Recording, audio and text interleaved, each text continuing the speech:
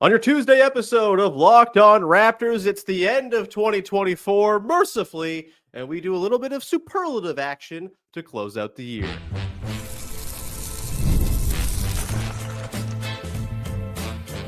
You are Locked On Raptors, your daily Toronto Raptors podcast, part of the Locked On Podcast Network, your team every day.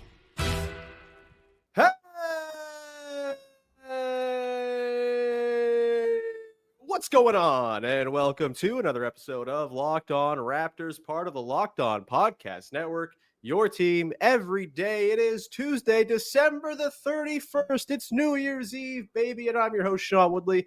Been covering the Toronto Raptors now for 11 seasons on various platforms. You can find all my work over on Blue Sky. You can find the show on Instagram. You can also join us in the Locked On Raptors Discord server, which is in the description of the podcast. The link that is, you can go there, click through, join the Discord. Great little listener family we got building around the show. It's free to do 100% all the time. We'd love to see you there to ring in the new year. You can also, of course, celebrate the new year by subscribing to the daily Locked On Raptors newsletter, which is free, which is every day in your inbox, just directly to you. You got to do no work once you sign up. Just go to the QR code on the screen or to the link in the description. You get me 5 days a week, 4 days this week because I'm not writing tomorrow. But you get Katie Heindel 4 times a week on the league at large. She talked about LeBron James turning 40. Did you hear about that yesterday? In yesterday's newsletter, among other things, you get Josh Lloyd's fantasy tips, et cetera, et cetera. Go check it out.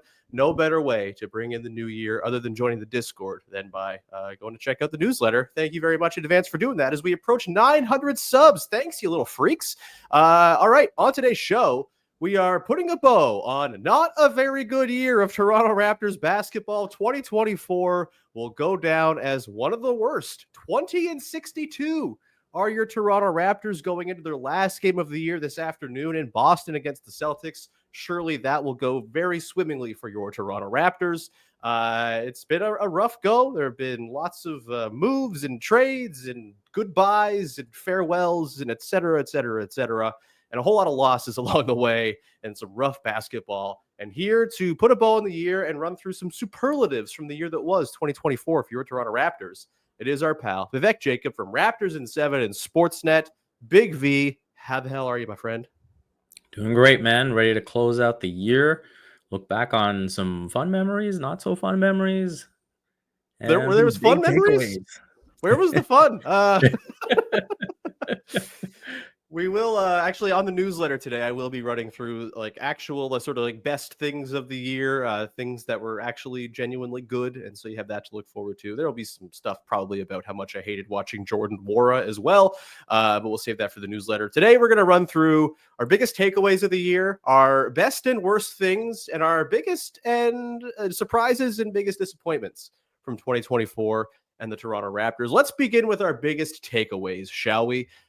This was a year that featured a lot of change. And I think for me, Big V, my overall biggest takeaway is that the Raptors did a pretty good job of doing this retool, recenter, rebuild on the fly of sorts over the past 12 months. There are 4 players remaining from the team that existed before the OG Anunoby trade on December 30th, 2023. It's been an absolute roster makeover. There is youth. There is a pick surplus. There have been a lot of good things.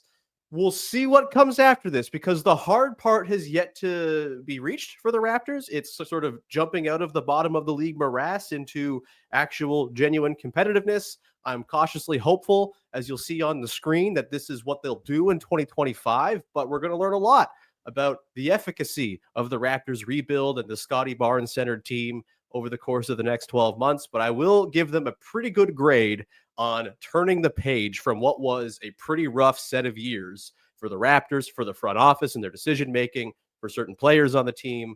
I think they kind of hit it out of the park when it comes to sort of on-the-fly reimaginings of the roster and the construction of the team and setting themselves up to at least have some success going into the future. Do you agree with this, Big V? Are you feeling all right about the transformation that underwent the team sort of off the court? On the court, it was terrible. They won 20 games. It was very bad. Lots of stretches of awful ball. But big picture, it feels like this was a pretty good clean turning of the page, cleaning of the slate, whatever you want to call it. Yeah, I feel good about where things are right now and the pieces they have to build with, not just in terms of the core, but the ancillary pieces and the way that they've kind of brought development back into the picture. Yeah.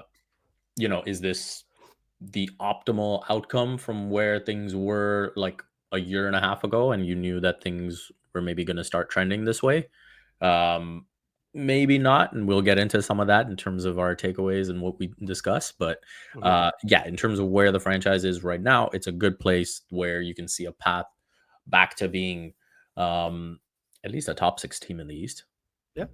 Yeah, for sure. Like, yeah, I think it's that's where you want to get. I think in the modern NBA, it's all nice and lovely to think, oh, we're going to be contenders every year. Guess what? It's really hard to do that, and you kind of need to luck into one of the 6 or 7 or 8 players in the world who kind of gives you the shot at being an inner circle contender. The Raptors don't have that guy right now. I don't think anyone on the roster is necessarily going to become that guy. As much as I think Scottie Barnes is very good, I also think it's fine if you're not punching at the very top of the league. There is a lot of room between being where the Raptors are right now and being a contender, and filling any of those spaces is preferable to what's been going on of late here. And I do think there is the upside of a nice team in the next couple of years here. Is it going to be next year? We'll see. Like, yeah, this is the thing, right? It's really hard to make this jump, and a lot of teams think they can do it. Every team that rebuilds thinks they'll do it.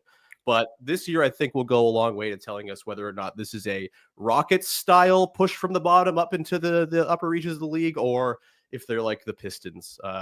And boy, oh boy, I really hope they're not the Pistons. I know they're like slightly below 500 again this year. Good for them, but please don't be the Pistons. My God. What you got for your biggest takeaway from 2024 in Toronto Raptors hoop? Big V.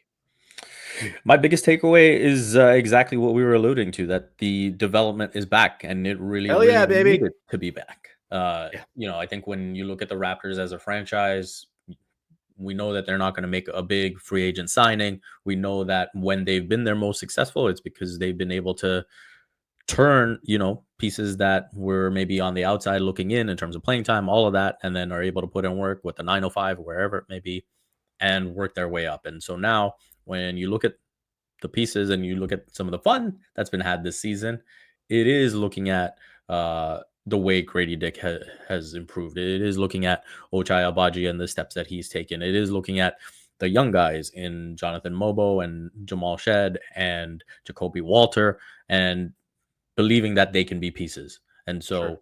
so I think emphasizing development uh, has been a big thing for this organization, has been a necessary thing for this organization. And so my biggest takeaway in making this transition and having this rebuild is bringing that back to the forefront.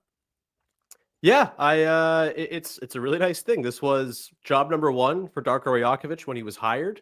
Was, hey, get back to the roots of the franchise. Go develop guys. Let's stop playing exactly 7 players for 35 plus minutes a game to try to scrape out every single win. And look, I think the last couple weeks have maybe sent the year sort of off into the sunset in kind of a negative light, just because they've been so like manhandled by every team they've played basically. But I think most of it's pretty explainable due to injury, and apparently the entire team having the runs. You hope that sorts itself out in early 2025 as well. But yeah, big picture, they have certainly gotten back to the developmental roots that they championed, right? Like, this was the first team to kind of use the G League in a way that facilitated development for the NBA club. And look, they're not going to be ahead of the curve on that anymore. Most teams do this. This is like how just like standard operating procedure works for most teams now, is they prioritize G League time for guys, and they use it as a means to turn non-NBA players into NBA players. Raptors aren't surprising anyone here, but I do think it's a refreshing thing to see them, kind of restock the pipeline, get through paying the bills of winning the championship when it comes to outgoing picks and things like that, and getting back to the roots of just kind of turning guys into something. It doesn't even have to be that all of these guys become like long-time rotation players either, right? Some guys are going to miss. Some guys, development's not linear. Some guys are going to look promising as rookies and kind of flatline, and then maybe they're not in the league in a few years, but they've got a lot of guys in the hopper now, and if a couple of them hit, you're laughing. You're looking pretty good. Not to mention they've got all their picks and all that stuff on hand for the future as well. We'll come back on the other side here, Big V, and get into our best and worst things. This was a year where there's a lot of worst things to choose from. Maybe not a ton of best things. Will we overlap? That's for you to find out coming up in just 1 second. Today's show is brought to you by Rocket RX. If you're ready to boost your confidence and take control in the bedroom, Rocket RX has a solution. Imagine feeling more prepared and performing your best. Rocket RX makes it simple and stress-free. Rocket RX offers FDA-approved treatments for erectile dysfunction at a lower cost than branded alternatives. No more uncomfortable doctor visits or pharmacy trips. Everything is delivered straight to your door in discreet, plain packaging. With Rocket RX, you'll get trusted care from a real U.S. clinical team. Complete a quick 100% online consultation. You could get your free prescription today. Visit rocketrx.com to get started now. It only takes 2 minutes. Right now, our listeners can get 40% off your first order when you use code LOCKEDONNBA. That's rocketrx.com, code LOCKEDONNBA for 40% off your first order. Terms and conditions apply. My goodness, Rocket RX, better sex made simple. Back at it here with Big V, Vivek Jacob, as we put a bow on the hell year 2024, looking hopefully to greener pastures in 2025 and beyond for your Toronto Raptors. Let's get to our best and worst things from the year that was. Like I said, going into the break, had to kind of squint to find the best things, because this is not a team that has done a whole lot in terms of good on the floor over the past 12 months. They have fewer wins than there have been months past since the start of March, which is crazy. They have 9 wins in 10 months. Awesome. Great. Having a great time over here. All of the wins confined to February and January, or half of them or more. Bonkers stuff. But some good things happened. There were some bright spots. I'll give the floor to you here, Big V. What was your best thing of 2024 for the Toronto Raptors? The best thing I kind of just did as a best moment, and okay, that works. and so for me, that was November 2nd, Vince's retirement. Yep. Great call. I think the atmosphere in that building, obviously we've got the 30th anniversary celebrations going on as something to at least hold us over until this team is good again. And yeah, I think Vince's retirement combined with the game going to overtime, beating the Kings, that was one of the games of the year. Yeah. So that was a really fun game, really fun win. RJ goes off. Chris Boucher has some fun moments and, does the Vince celebration with the dunk. And so I think if I had to pick a moment, that seeing that banner go up and celebrating Vince is probably my best moment. I will give a runners-up shout out to Jan 7th. Raptors beating the Warriors 133-118, and we were looking at that team of Quickly and RJ and Scottie and Pascal and be like, oh man, this is fun to watch. Are you spoiling something coming up later in the podcast? Maybe. But yeah, that's what I've got. That was the game where Yak got hurt, by the way. It ruined all the dreams of that team ever sticking around, as they lost all the games after that. Jakob Poeltl had himself, I think, a pretty good year for his own PR. Without him, they are not very good. But yeah, that's a really good call. The game against the Kings was great. It was a thrill to be there. It's a thrill to, just kind of see the emotion and all of that stuff. The raising of the banner looking real slick. It was great. And I think I'm going to sort of hand out the award for best game of the year. I'm torn between 2 options for the newsletter post later today. Either going to be that game against the Kings, or I think February 4th against the Thunder, the 2 OT game that I think was kind of the first glimpse of, maybe there's something here. And it also featured, let's call it a learning moment for Scottie Barnes. But we'll talk about that for the newsletter. You can look forward to that a little bit later on today. Let's get to my best thing, which was day 2 of the NBA draft, where the Raptors were, outside of Bronny James, the main characters, baby. It's kind of a tongue-in-cheek answer, but it really did feel like, oh, wow, the Raptors are back up to their old business. They're swindling the Kings in a trade. They are getting rid of a terrible player in Jalen McDaniels. They're bringing in extra picks. They got the Blazers pick for next year, which is going to be a damn good one in the second round. They bring in Jamal Shed with the 45th pick, and he's been a delight to watch so far. And I think at the very least has the ceiling of like a really good, long-time, dependable backup point guard who does cool things and plays mean defense and is just kind of like a dude you like having around. That's fantastic. I think the Jonathan Mobo pick, while he's played pretty rough basketball over the last couple of weeks here, I think has a lot of upside to be a nice addition to the team and kind of bringing a thing this team badly needs, which is guys who are large who play defense. And so, yeah, big fan of the day two of the draft. They also swoop in at the end, get Ulrich Champche. I'm sitting there just like blogging away, doing my thing, and just I wasn't blogging, I guess. I was just doing posts and podcasting about it. But yeah, it was a thrill to have that day go down and the Raptors outside of Bronny being the main characters. And again, kind of felt like they were tapping back into their old roots, restocking the pipeline a little bit. And yeah, I mean, the 2024 draft goes down as a really good one, I would say too, right? Like it's still very early. Again, these guys may or may not fully pan out over the years to come, but you bring in Walter, Mobo, Shed, Jamison Battle as a UDFA, and then Ulrich Champche as well. If two of those guys become longtime rotation players, that's an absolute score of a draft, considering they didn't pick in the first 18 picks. And I think at least two of those guys have a good chance of hitting, kind of being around for a while. And if not, you've got guys in the pipeline for sort of sweetening trades, stuff like that. Jacoby Walters looked really interesting over the last little while. By the way, he's up over 50% true shooting after being weighed down in the low 30s. This is very exciting. So yeah, the draft, 2024 draft, day two in particular, to me, the highlight of the year for your Toronto Raptors, which maybe is telling of the sort of grand scheme of things and how things went down this summer and over the course of the year. But you got to give credit where it's due. What was your worst thing of 2024? There's a lot to choose from here. Yes. I'm going with March 3rd and Scottie Barnes breaking his hand. Yeah, that sucked. I think when you look at even now with... I think it was March 1st, if I'm not mistaken, but I could be wrong there. Yeah, maybe it was March 1st. Yeah. Maybe it was March 1st, but... It was March, March 1st, looking at it here. Okay. Yep. Home against the Warriors, I believe. Yep. Yeah. Yep. Scottie Barnes breaks his hand. And I think even now, when you look at maybe some of the frustration that you're starting to feel with the losing streak, some of the impatience, it is because we haven't seen that core group together. Yep. And, if the Raptors could have closed out that season healthy, which they had all the incentive in the world to do because the pick was going to the Spurs, yep. you would have had that to hold on to and had that as sort of a sample of like, okay, this is what it looks like. And so because all this time has passed and you still only have, 18 minutes of them being together, of like Yak and Scottie and RJ and quickly,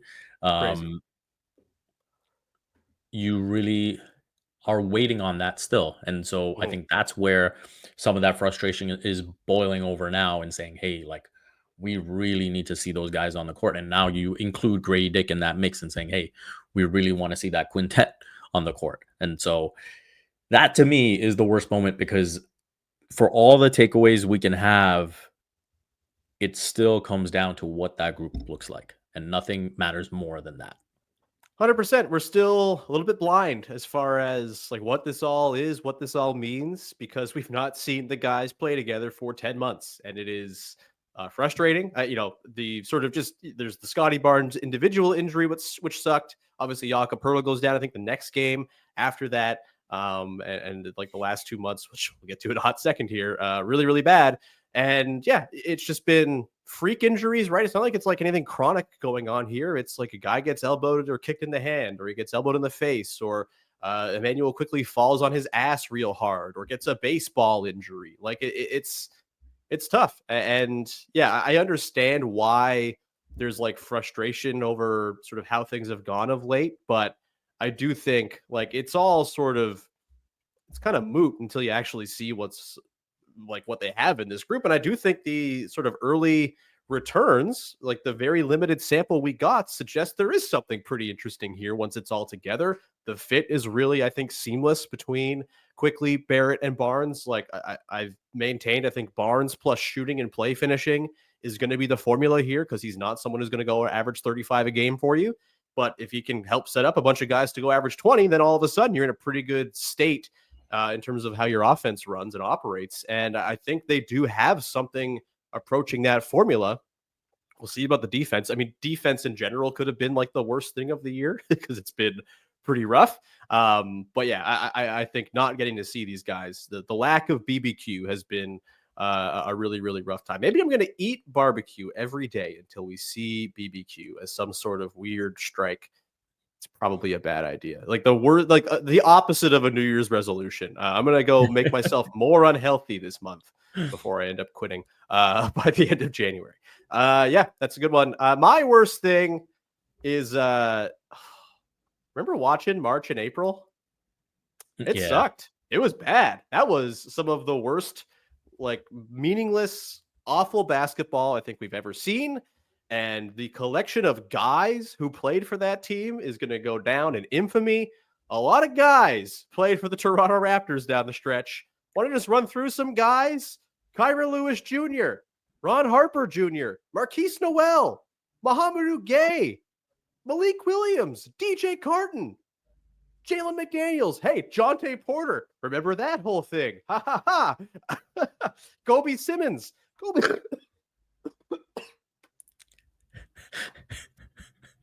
Sorry, I'm choking. I'm nearly vomiting listening to all of these names read off by me. Jamias Ramsey, Javon Freeman Liberty. This was really rough stuff. Again, Jordan Nwora, the guy who I think was maybe the guy number one on my list of like basketball criminals that played for the Raptors down the stretch last year. Really rough stuff. Yeah, man. This was like I've done the podcast for a long time. What is it? 8-9 years now. It's been going on for a very, very extended period here. Never have I questioned what the hell I'm doing every single day more than during March and April of 2024. Rough stuff indeed. Not great. Hey, do you have any fond memories, any lasting impressions of those guys, or will they be lost to the ether as soon as the year flips over? I mean, it's hard to forget the Jonte stuff, like just everything that came with that. And so, yeah, that's probably the one that sticks out. And yeah, again, just in terms of tying that whole like, through line from Scottie breaking his hand, it was like, okay, we're watching a bunch of guys that that are not going to be on this team next year. Like we're not learning anything. So what is the point of this? And so that definitely sticks out. And like, yeah, you're watching Nwora just like not play even an iota of defense. And it's like, okay, well, this is not going to matter. And like, and it's frustrating to watch. And it's like this double whammy of just like every negative possible.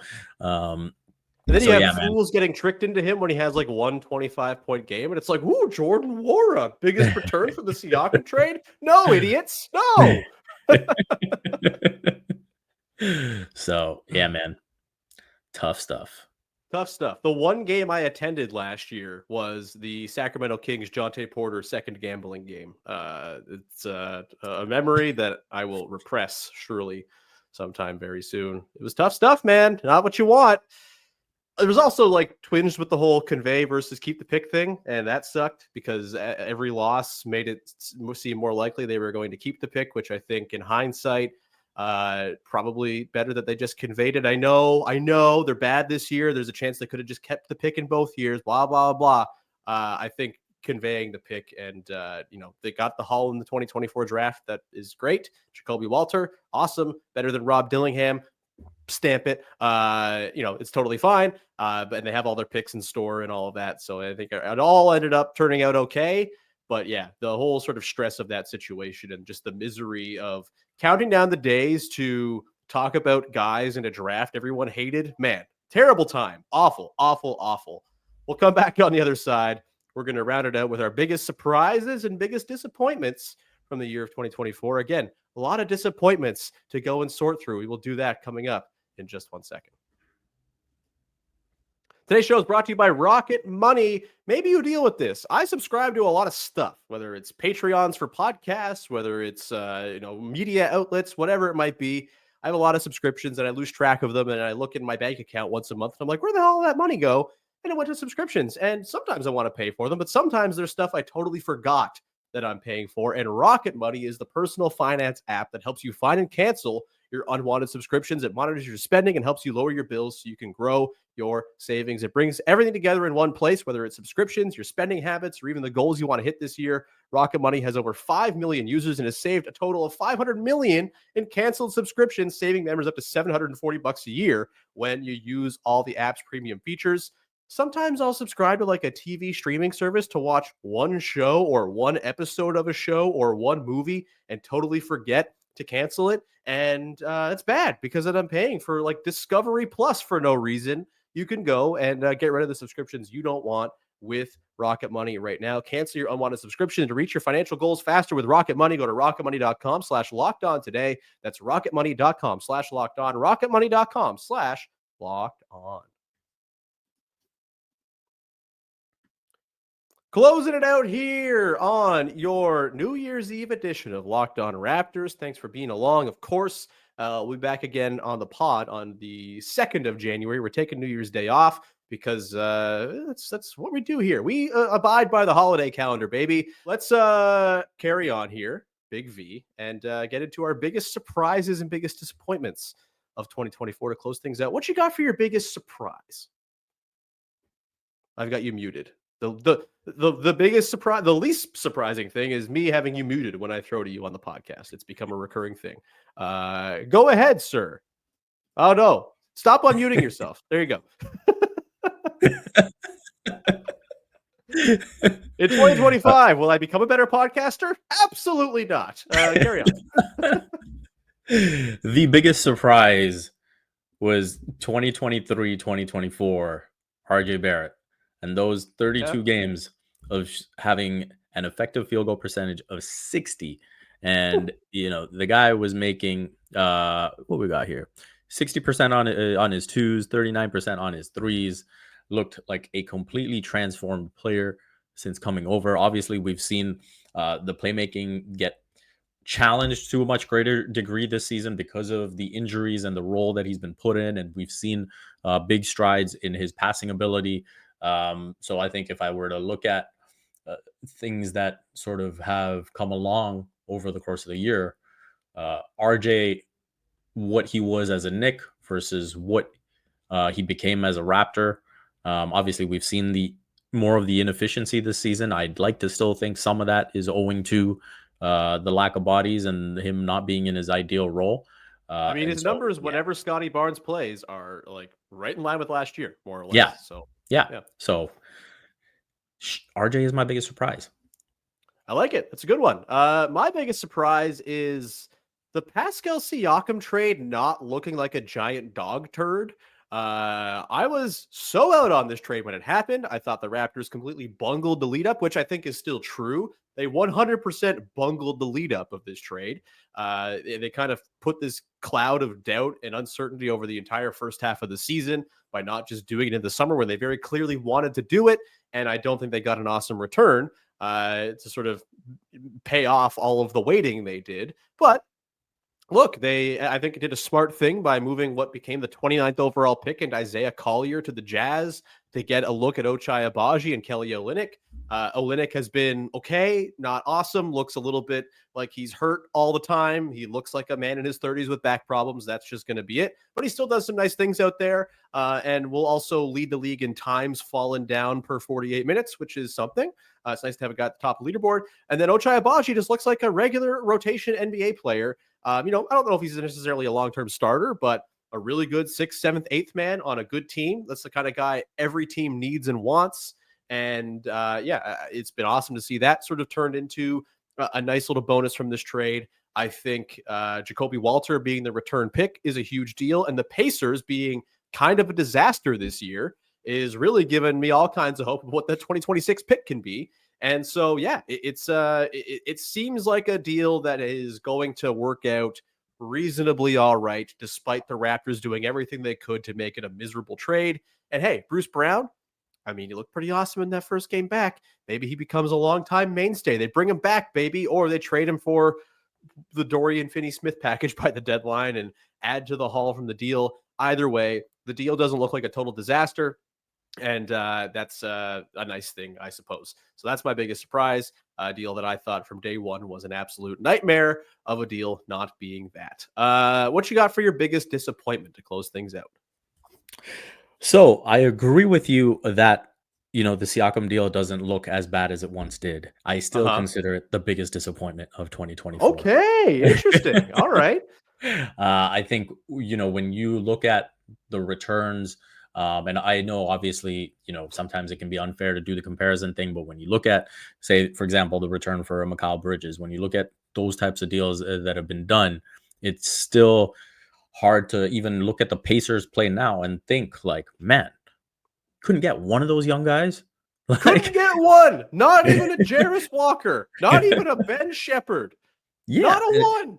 Yeah. And so I think that is the part that still leaves it underwhelming. It's still, when you look at the fact that we're now in this second apron era, and hitting on these little things can actually make a tangible difference, I think that's where I still consider it the biggest disappointment. And yeah, we still have to see where Jacoby Walter nets out, where this 2026 pick can net out, where Ochai Agbaji nets out. And then, it can at least be respectable. It's definitely not in the category of the Vince trade anymore because of these guys. But I think that still makes it, in terms of what I look at as disappointments from 2024, having already listed Scottie Barnes breaking his hand and not having a real look at the core group. I still lean towards Siakam and this deal that, for the caliber of player he is, for the way they mishandled the situation and delayed till the last moment, and then basically got, pennies on the dollar. I think that's where you feel the frustration. Yep. I look, it is a thing where it's like, I would prefer if they had not made that trade or made a better one earlier in the cycle or whatever. There's certainly a lot of disappointment in terms of how the whole thing went down. It was not great, even if the return looks all right. To your point about the Vince Carter trade, sorry, I was typing away and looking something up there. Ochai Agbaji has already kind of almost doubled the total number of points scored by Eric and Aaron Williams together in their time with the Raptors. So that's good, I guess. Awesome. Wait, is Jacoby Walter ahead of both of them? I got to find this out now too. Jacoby Walter is he's like 100 points shy of Eric Williams. So we'll get that probably by the end of January at this rate. Wow. The Vince Carter trade. Unbelievable. 20 years later. Let's go to my biggest disappointment. And look, it's tied to all this stuff too. I got to be on brand, baby. As much as I'm all right with the return for Pascal Siakam, my biggest disappointment is that we did not get to see more of the Emmanuel Quickley, RJ Barrett, Scottie Barnes, Pascal Siakam, Jakob Poeltl team that played the best week of basketball we saw all year in the first week of the year. It hasn't been better since then. That was a great week. They beat the Cavs. They beat the Grizzlies. They lose to the Kings in a near comeback. They beat the Warriors. It was beautiful. It was delightful. It was like a beautiful brand new future. Scottie and Pascal figuring it out one together on the fly. RJ Barrett filling in the gaps, quickly bringing shooting they haven't seen in years. It was beautiful. And then it was just erased. Jakob Poeltl goes down. They win like one game for the rest of the time until they trade Pascal. And it's all over. Look, I understand the financial reasons why they couldn't keep those guys together forever, but they could have done it for one more year just to see where things would have been at. And I'm fascinated to know what the team situation would be like right now if they just kept Pascal Siakam. I know the draft pick situation would be less robust than it is right now. There's no Jacoby Walter. There's probably no Jamal Shed in that sort of deal. I mean, maybe that Kings deal goes down anyway. We'll see. Or I guess we won't see because it's something that can't happen anymore. But like, yeah, that's like, totally up in the air as to whether that would have happened. But I do think the idea of seeing those guys get some more run together is still appealing. And the more they lose games this year, the more I find myself looking back to that first week of 2024 and saying, oh, what if we got more of that? That would have been a delight. Still would have been not a very deep team, surely, because, of the lack of guys and all of that. They still could have maybe found a way to get Ochai Agbaji. Maybe you flip the 31st pick for Ochai and Kelly Olynyk and you do it that way. Then you don't get Jonathan Mobo, of course. There's all sorts of butterfly effect things here. Does Scottie Barnes get kicked in the hand if they keep Pascal Siakam? I'm a big believer in butterfly effect when it comes to basketball because so many things happen at a given time on the court that, all kinds of splinters in time and like whatever happen. Sorry to get all butterfly effect and everybody here, but like it's a thing. Maybe Emmanuel Quickley doesn't fall on his ass if they don't trade Pascal Siakam. There's all of these possibilities that are out there in this weird universe we call home. And so, yeah, that's my biggest disappointment, is not getting more than that one thrilling week of basketball that we saw with the IQ-RJ-Siakam, Scottie crew, and Pirtle obviously as well, as much as it probably would have been that they have to trade Pirtle for a big that shoots. But hey, Miles Turner, something like that could have happened, baby. Could have been the Raptors building that Siakam Turner front court. Anyway, that's it. Enough pining. We'll move on. We'll turn the page. I promise I won't get mad about that trade or not getting to see that team play more time together ever again until the next time I do. Big V, let's wrap up the year. Thanks so much for being here, buddy. Anything you want to promote for the good people out there? Usual stuff, man. Sportsnet, Raptors in 7, and Sportscasting as well. You can follow me on the socials at Vivek M. Jacob. And yeah, Happy New Year to everyone listening and watching. Happy New Year indeed. We'll be back again on Thursday to talk about a pair of games. Raptors Celtics today, this afternoon, and then Raptors Nets in the cruelest back-to-back of all time. A New Year's Eve, New Year's Day travel back-to-back. Very normal, very cool. We'll talk about all of that on Thursday, and we'll probably start to dive into some draft coverage at some point very soon here, because what the hell else are we going to do if they keep on losing all these games? You have that to look forward to. But maybe not this week, but next week we'll start to dive in on the Cooper Flags and Dylan Harpers of the world, and start to actually, have some draft opinions on teens. We'll leave it there. Thank you so much for tuning in. Have yourself a wonderful New Year's Eve. Be safe, be smart, etc. Eat lots of shrimps. We'll talk to you very, very soon. Thanks for hanging. Bye-bye. Oh, wait, I forgot to take the shot. What am I doing?